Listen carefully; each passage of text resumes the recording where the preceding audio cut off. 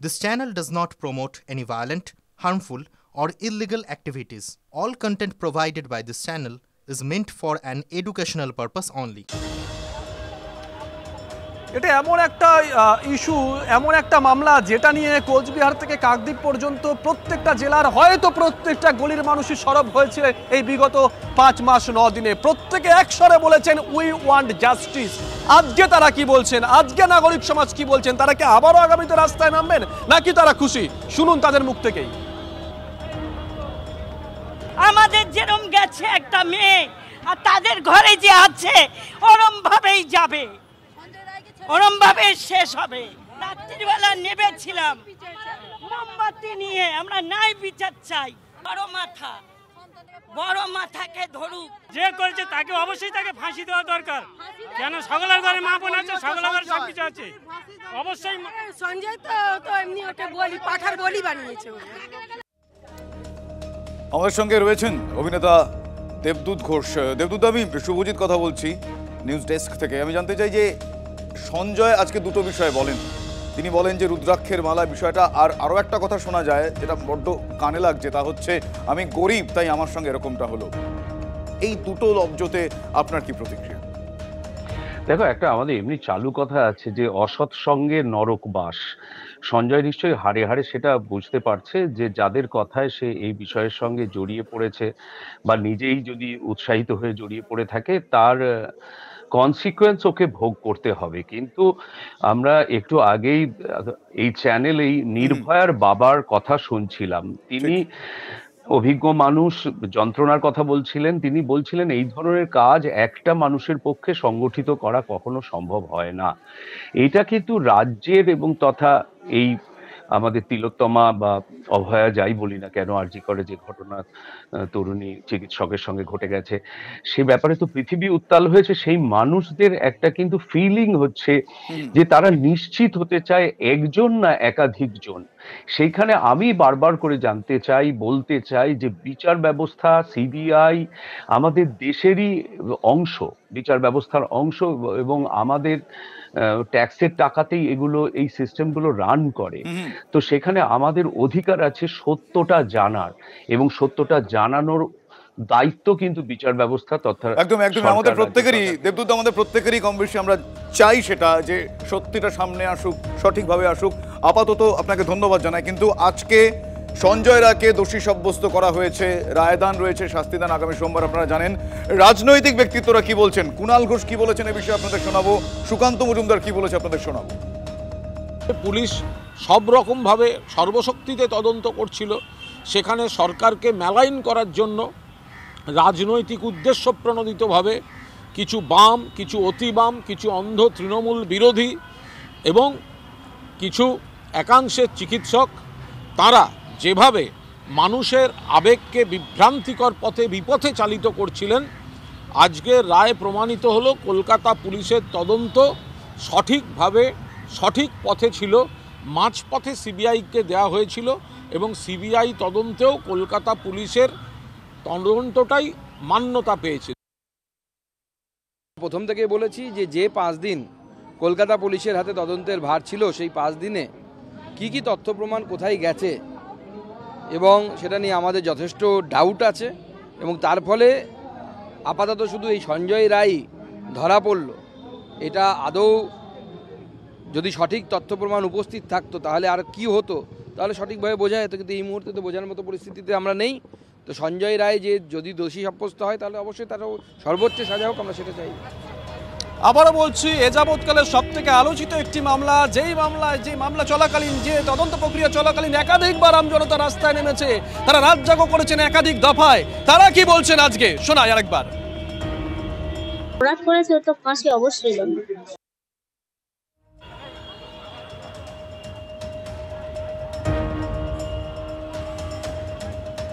অবশ্যই আমাদের নজর থাকবে যে আজকের পর বা সোমবার যখন সাজা ঘোষণা করবেন বিচারক, তারপরে নাগরিক সমাজের তরফ থেকে কি প্রতিক্রিয়া উঠে আসে।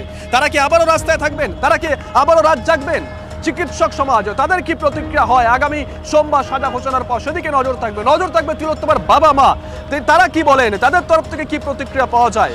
এই এমন একটা ইস্যু যে ইস্যুতে সমাজের বিভিন্ন শ্রেণী তারা রাস্তায় নেমেছিলেন। আমরা দেখেছিলাম এই উত্তর কলকাতার রিক্সা চালক যারা আছেন তারা রাস্তায় নেমেছিলেন, ট্যাক্সি চালক যারা আছেন তারা রাস্তায় নেমেছিলেন, কর্পোরেট সেক্টরে যারা আছেন ক্রেতাদুরস্ত তারা রাস্তায় নেমেছিলেন। একের পর এক মানুষ রাস্তায় নেমে গেছে বিগত এই 5 মাস 9 দিনে। আন্দোলনকারী চিকিৎসকরা তারা কি বলছেন আজকের এই রায়দানের পর শুনুন। বিচারকরা হতে পারে, রাজ্য প্রশাসন হতে পারে, সিবিআই হতে পারে, যদি ভাবেন যে বিচার আমরা দিয়ে দিলাম এবং অনেক আন্দোলন করেছো আর লড়াই কোনো মানে নেই, তাহলে তারা ভুল ভাবছেন। আমরা যতদিন না প্রত্যেকজন অপরাধী যারা প্রত্যক্ষ এবং পরোক্ষভাবে এই ঘটনার সাথে যুক্ত তাদের সর্বোচ্চ শাস্তি হয়, ততদিন অবধি এই লড়াই চলবে, এই বার্তাই।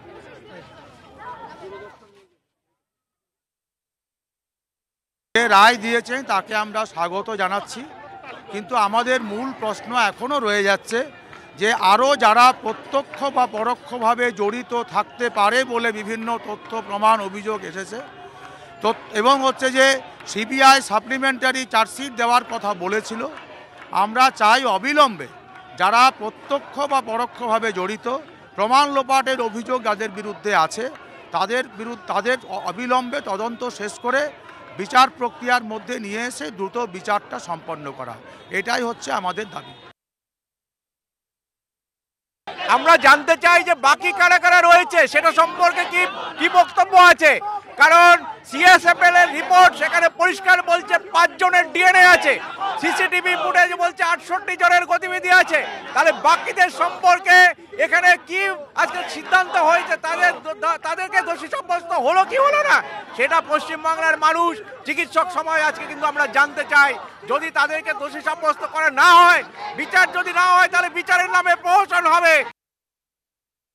প্রথম দিন থেকেই আমরা যেটা বলে আসছিলাম, যে আশঙ্কা প্রকাশ করে আসছিলাম, আজকে সেই আশঙ্কাই সত্যি হলো যে সঞ্জয় রায় প্রকৃত খুনি হয়তো নয়, কিন্তু এর বাইরে সঞ্জয় রায় ছাড়া কারা কারা সেই খুনের সঙ্গে যুক্ত, আজকে রায়ে কিন্তু মানুষ বিচার পেল না।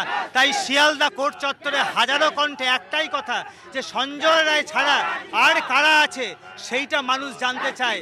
মানুষের ক্রোধ, মানুষের ক্ষোভ কিন্তু নিভছে না, তাই রাজপথ মানুষ ছাড়ছে না।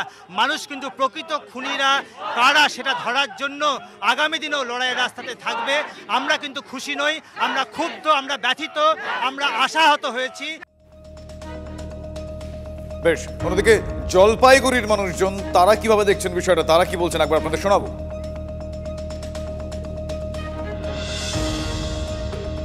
তাকে যেন ফাঁসি দেওয়া উচিত। কি কারণে, কি মনে করছে? কারণ সকল যারা হচ্ছে এরকম ধরনের কাজ করতে চাচ্ছে বা এরকম ধরনের কাজ করে লুকিয়ে আছে, তারা সকলেই যেন কিছুটা হলেও ভয় পায়।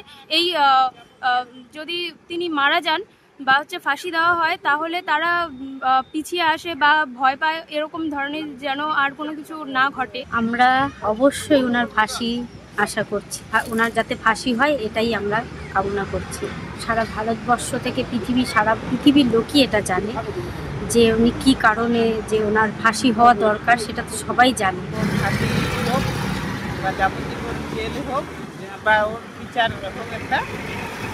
মানে ফাঁসি চাইছেন?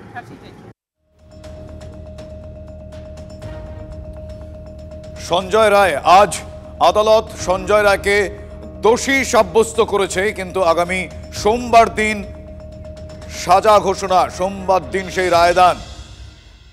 এখনো পর্যন্ত বিভিন্ন মহলের প্রতিক্রিয়া আপনাদের সামনে আমরা তুলে ধরেছি। 5 মাসে রাজ্যে 5টি ধর্ষণ খুনে মৃত্যুদণ্ডের নির্দেশ দিয়েছে আদালত। আপনারা জানেন 54 দিনের মাথায় গতকালই গুরাপের কথাও মনে করাবো, কিন্তু আজ সব নজর ছিল আদালত কি বলে সেই দিকে। তিলোত্তমা ধর্ষণ খুনের এই ঘটনায় আজ দোষী সাব্যস্ত হলো সঞ্জয় রায়। সোমবার শিয়ালদা কোর্টে সোমবার বেলা 12:30 নাগাদ সাজা ঘোষণা। কিছুক্ষণ আগেই তাকে আদালত থেকে নিয়ে যাওয়া হলো, আপনারা সেই ছবি দেখলেন। এবং আজ সঞ্জয়কে যখন নিয়ে যাওয়া হচ্ছিল সেই সময় প্রিজন ভ্যানের ছবি আপনারা আরও একবার দেখুন। সেই প্রিজন ভ্যান আজকে সম্পূর্ণরূপে ঘিরে রাখা হয়, সেখানে কোনোরকমভাবে ভেতর থেকে সঞ্জয়ের কোনো আওয়াজ যেন যাতে বাইরে না আসে সেই বিষয়টাও কিন্তু দেখতে পাওয়া গেল। আজকে একেবারে নিশ্চিদ্র নিরাপত্তার মধ্যে দিয়ে সঞ্জয় রায়কে আজকে বের করে নিয়ে যাওয়া হয়েছিল। তিলোত্তমার জন্য বিচার চেয়ে যে রায় আজকে ইতিমধ্যেই সঞ্জয় রায়কে দোষী সাব্যস্ত করলো আদালত। সঞ্জয় বলেছেন, আমাকে ফাঁসানো হচ্ছে, আমার গলায় রুদ্রাক্ষের মালা ছিল, সেটা কোথায়? পাশাপাশি সঞ্জয় এও বলছে, আমি তো গরিব, আমি এ কাজ করিনি, যারা করেছে তাদের ধরুন। মিডিয়াও বলেছে, পুলিশের দিকে তাকিয়ে আপনারাও বলেছেন, তাহলে কেন ধরছেন আজ? সঞ্জয় এমনটাই বলেন।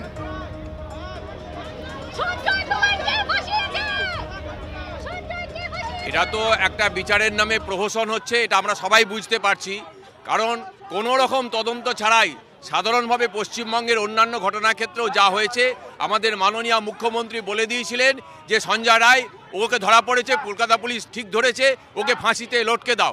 এবং সেই আজকে এত প্রায় 60 দিনের বেশি তদন্ত প্রক্রিয়া চলার পরে আজকে কলকাতা পুলিশ যে ইঙ্গিত দিয়েছিল, এবং আমাদের লজ্জাজনক হচ্ছে দেশের সর্বোচ্চ তদন্তকারী সংস্থা যা কেন্দ্রীয় সরকারের অধীন, তাও আজকে রাজ্য সরকারের সঙ্গে সেটিং ক্রমে আমরা একদম নির্দিষ্টভাবে অভিযোগ করছি, যেটা রাজ্য সরকারের সঙ্গে কেন্দ্রীয় সরকারের সেটিং ছাড়া এই সিদ্ধান্ত কখনো হতে পারে না। তারা সেটিং করে সাপ্লিমেন্টারি চার্জশিট দেওয়ার কথা বলেও সাপ্লিমেন্টারি চার্জশিট করলো না। শুনছিলাম চিকিৎসক পবিত্র গোস্বামী, তিনি কিন্তু এই আজকের সঞ্জয়কে দোষী সাব্যস্ত করা এই গোটা বিষয়টা তারা সেটিং তত্ত্ব বলেই দেখছে তাদের তরফ থেকে। কিন্তু আজ সব নজর ছিল এইদিকেই। সঞ্জয় রায়, তিলোত্তমা ধর্ষণ খুনের ঘটনায় সঞ্জয় রায়কে দোষী সাব্যস্ত করলো আদালত। আগামী সোমবার বেলা 12:30 বেজে 30 মিনিট নাগাদ রায় সাজা ঘোষণার কথা জানতে পারা যাচ্ছে। সঞ্জয় আজও বলেন কোর্টে যে আমাকে ফাঁসানো হচ্ছে, আমার গলায় রুদ্রাক্ষের মালা ছিল, সেটা কোথায়? আজ সঞ্জয় প্রশ্ন তোলেন। পাশাপাশি আমি গরিব, আমি এ কাজ করিনি, যারা করেছে তাদের ধরুন। আজ কোর্টে এমনটাই বলেন সঞ্জয়। আর সঞ্জয়কে যখন বের করে নিয়ে যাওয়া হচ্ছিল, তখন আপনারা সেই ছবি দেখলেন যে নিশ্চিত নিরাপত্তা বের করে নিয়ে যাওয়া হচ্ছে, কোনো রকম আওয়াজ যাতে তার বাইরে না আসে। রাত দখল, এই ঘটনায় আমাদের বারবার মনে আসে যে সাধারণ মানুষ কিভাবে পথে নেমেছিলেন। সেই রাত দখল, ক্লেম দ্য নাইট, সেই রাত দখলের ডাক দিয়েছিলেন রিমঝিম সিনহা। আপনাদের নিশ্চয়ই মনে আছে। রিমঝিম এই মুহূর্তে আমার সঙ্গে টেলিফোন লাইনে রয়েছেন। রিমঝিম, আজকে সঞ্জয়কে একাই যে দোষী সাব্যস্ত করা আদালতের এই সিদ্ধান্তকে আপনি কিভাবে দেখছেন? দেখুন, 9 আগস্ট থেকে মিডিয়াতে আমরা যা খবর পেয়েছি তাতে স্পষ্টভাবে এটা বোঝা গেছে যে এই গোটা ঘটনার মধ্যে একমাত্র একজনের ইনভলভমেন্ট থাকতে পারে না, একটা সিস্টেমিক ইনভলভমেন্ট রয়েছে।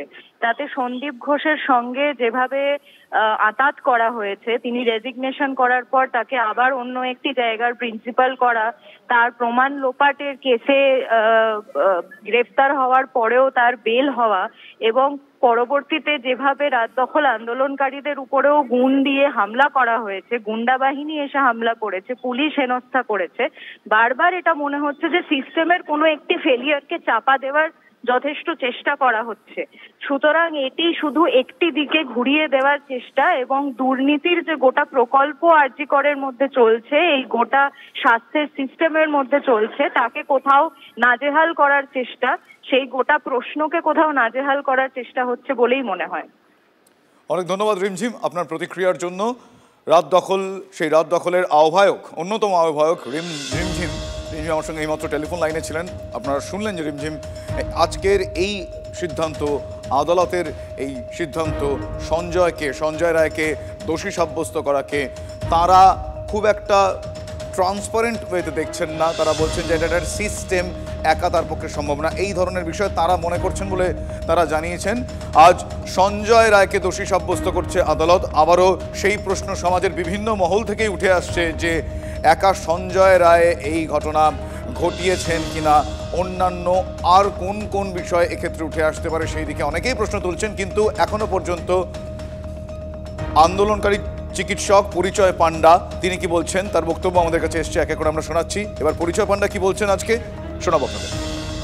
মাত্র কয়েক মিনিটের মধ্যে রায়টা সেরে ফেলা হলো। একদিনে দোষী সাব্যস্ত, মানে দোষীকে যে কি শাস্তি দেওয়া হবে সেটাও দেওয়া গেল না। এটা কীরকমই একটা লাগছে আমাদের, যে একই দিনের মধ্যে এই জিনিসটা করা যেত, সেটা আবার সোমবার অবধি টেনে দেওয়া হলো। ডিলে ইন জাস্টিস, দেখা যাক কী হয়। ভাগ রয়েছে যেইখানেতে জজ সাহেব বলেছেন যে যেই প্রশ্নগুলো নির্যাতিতার বাবা মায়ের তরফ থেকে কোর্টের সামনে আমরা আর্গুমেন্টে তুলে ধরেছি, সেইখানে তার উত্তর উনি দিয়েছেন এবং বাকি যেই জাজমেন্টের পার্টটা আছে সেইখানে তার উল্লেখ থাকবে। তো আমরা আশাবাদী যেই প্রশ্নগুলো ওনাদের মনে এসছে এবং আমরা যারা আইনজীবী দাঁড়িয়েছি আমাদের মনে এসছে, আমরা সেটা জমা করেছিলাম আর্গুমেন্টে, সেই আর্গুমেন্টের উত্তরগুলো ওনার জাজমেন্টে থাকবে এবং উনি সেটা ক্যাটেগরিক্যালি উনি আজকে জানিয়ে দিয়েছেন।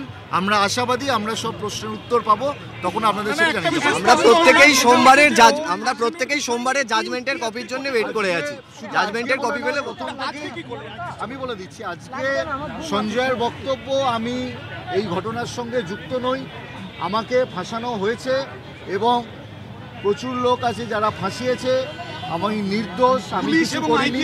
এবং ওনার বক্তব্য রয়েছে যে আইএসরা জানেন, আইপিএসরা জানেন, ওনার বক্তব্য রয়েছে যে মোহাম্মদ শীর্ষ যারা রয়েছেন, যারা ইনভেস্টিগেশন এজেন্সি বা যারা এই পুলিশ মহল থেকে এবং ডাক্তার মহল থেকে এবং যারা যারা রয়েছে তারা সবাই জানে। এই বক্তব্যটা উনি তুলে ধরেছেন। কিন্তু এখানে একটা জিনিস বলে রাখি, প্রথম থেকেই এই সঞ্জয়ের এই বক্তব্যটা বলে যাচ্ছে যে অনেকে জড়িয়ে রয়েছে, আমি সব কিছু বলবো। ওনাকে 351 বিএনএসএসে যখন বলতে দেওয়া হয়, ওনাকে জজ সাহেব 104টি প্রশ্ন তুলে ধরে। সেই 104টি প্রশ্নের উত্তরের পরে এটা ছাড়াও ওকে বলা হয় তোমার যা বক্তব্য তুমি কোর্টের কাছে প্রথম দিনকে এসেই বলেছো যে আমি আমার বক্তব্যটা বলতে চাই, আমাকে বলতে দেওয়া হচ্ছে না। তখন জজ সাহেব বলে তুমি এখন আমাকে বলো। তখন এমন কিছু সে বলতে পারেনি যেটাও এতদিন ধরে বলে আসছে, এতদিন ধরে ওনার অভিযোগ যে ওকে ফাঁসানো হয়েছে, সেই মর্মে ওর তরফ থেকে বা ওর আইনজীবীর তরফ থেকে কোনো রকম এভিডেন্স আসেনি যেটা করবোরেট করে ওনার বক্তব্যকে সাপোর্ট করা যায়। পরিবার খুশি না, কোনো কাউকে স্পেসিফিক কাউকে দোষ দিয়ে বলেনি। ওর একটাই বক্তব্য, আমি নির্দোষ, আমাকে ফাঁসানো হয়েছে এবং সবাই জানে এবং কিন্তু এইখানেতে যখন আর্গুমেন্টে বলা হয় বা তারপরে বলা হয় একটা কেসের বিচার পেতে গেলে বিচারের জন্য যেটা দরকার সেটা হচ্ছে এভিডেন্সে কোনো রকম তার আইনজীবী তারা কোনো কিছু তথ্য তুলে ধরতে পারেনি। আর আমরা যেই আর্গুমেন্ট সাবমিট করেছি, আমরা একটা ফার্দার ইনভেস্টিগেশনের জন্য এগোবো, কেন সাপ্লিমেন্টারি চার্জশিট এখনও শেষ হয়নি। তো কেসটা কিন্তু আজকে শেষ নয়, আগামী দিনে আরও তথ্য আশা করি উঠে আসবে এবং যে বা যারা এই ঘটনার সঙ্গে যুক্ত তাদের আমরা। বেশ, সিবিআই আইনজীবী তিনি কি বলছেন এবার শোনাই আপনাদের।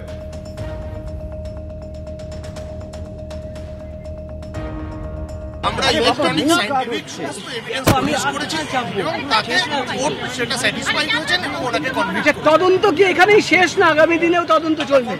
তদন্ত তো চলছে। এখন কার গলায় রুদ্রাক্ষ ছিল কি ছিল না আমি কি করে বলবো?